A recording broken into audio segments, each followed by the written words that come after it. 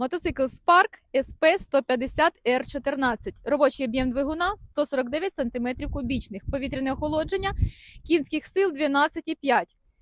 Максимальна швидкість заявлена виробником 90 км за годину. П'ятиступінчата коробка передач. Система запуску електростарт або кікстартер. Вага його 105 кг, вантажопідйомність 150. Мій зріст 162 см. Мені на ньому зручно, підійде райдерам від 160 см зростом. Ставте лайки та підписуйтесь, щоб не пропустити наступні огляди. А також напишіть в коментарях, які мотоцикли хочете побачити в наступних відео.